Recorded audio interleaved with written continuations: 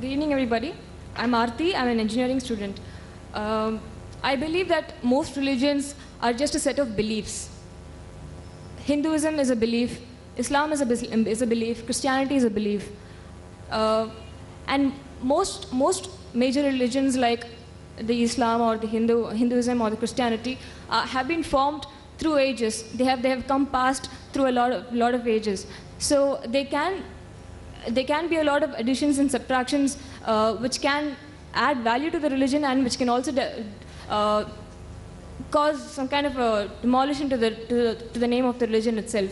So my question is, why do we have to stick on to few religious books like the Quran or the Vedas to follow a life of our own? Why can't we just take the rights, the positives and the negatives and leave the negatives alone and take the positives of the Quran and take the positives of the Vedas alone and lead a life of good? And no matter what, for example, no matter what the Vedas say or no matter what the Quran says, I believe that a man should have a single wife.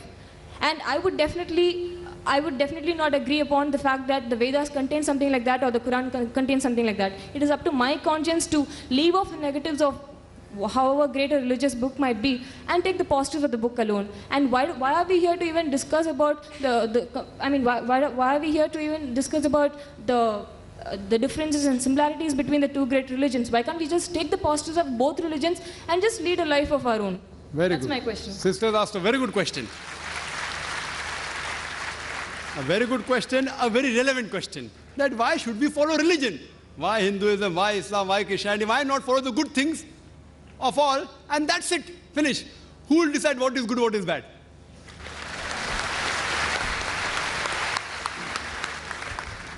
For example, in America, wearing skirts and shorts is common. Western country, it is modest.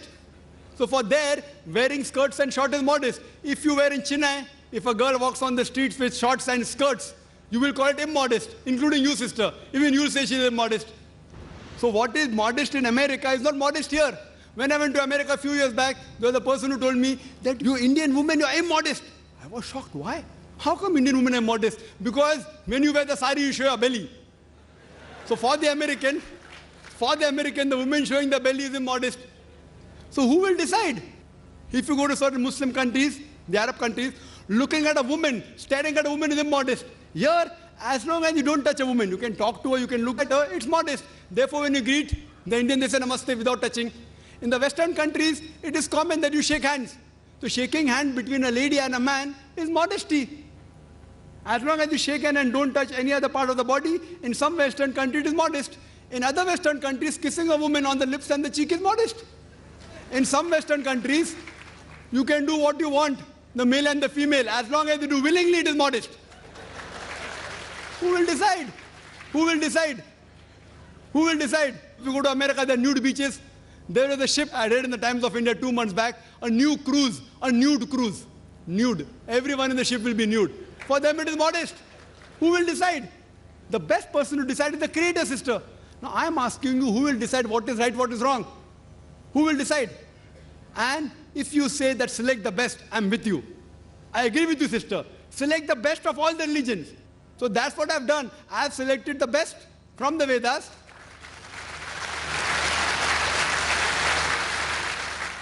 But what is best is not best for you. That's the problem. I'll discuss that also. I challenge any human being to point out a single principle of Islam which is against humanity as a whole. Single.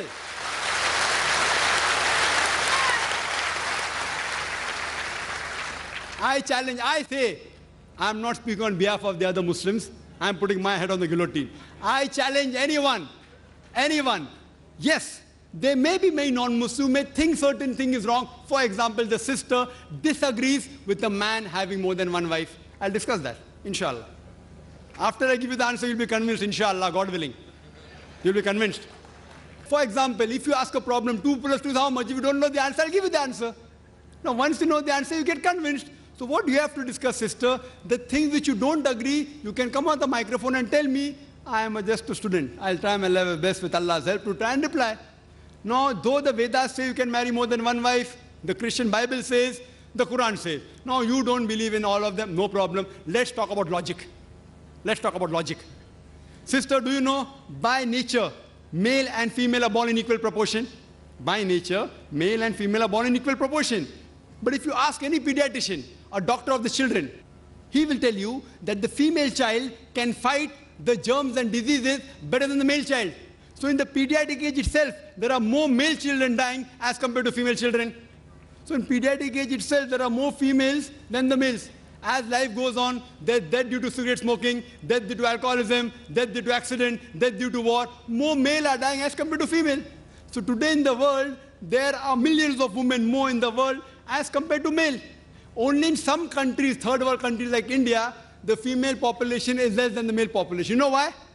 Because of female infanticide. According to a BBC report, according to Emily Buchanan on the program Let Her Die, the topic was assignment. Every day, more than 3,000 fetuses are being aborted in India after they identified that they're females. That means more than 1 million fetuses are being aborted in India every year after they identified they're females. If you stop this evil practice, and according to Tamil Nadu government hospital report, this state of yours, that report says out of 10 female born alive, 4 are put to death. Do you say it is right? It is wrong. If you stop this evil practice, even in India, the female population will become more than the male population. In America alone, there are 7.8 million females more than male. In UK alone, there are 4 million female more than male. In Germany alone, there are 5 million female more than male. In Russia alone, there are 9 million female more than male. God alone knows how many millions of females are more than males in the world. Suppose, sister, hypothetical question. Suppose my sister happens to live in America. Or suppose your sister happens to live in America, USA, and the market is saturated. Every man has found a woman for himself. Yet, there will be 7.8 million females who will not find life partners. Now, only option remaining for them, for these females who have got no life partner, is that either marry a man who already has a wife or become public property.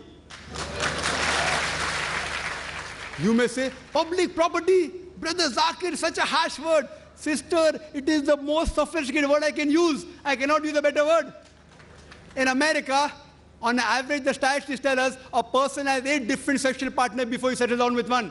Mistresses is common. You can have 10, 20, 30, no problem. 100 also. The law will not say anything. If you marry more than one wife, that thing doesn't go down their throat. Why? In mistresses, the woman does not get a right. She's degraded. She's dishonored. In Islam, when you have a second wife, you have to give equal rights. She has the honor. She has respect. But I do agree with you, sister. I agree with you that no woman under normal circumstances would like to share a husband with any other woman. I agree with you. I agree with you, sister. But the basic law of the Islamic Sharia is let a small loss take place to prevent a big loss. Means let a small loss take place to prevent a big loss. So all the Muslim women who know that there are millions of women, if they would not allow their husband to have more than one wife, they will become public property. They say, we would not mind sharing a husband to prevent our other sisters to become public property. Hope that answers the question.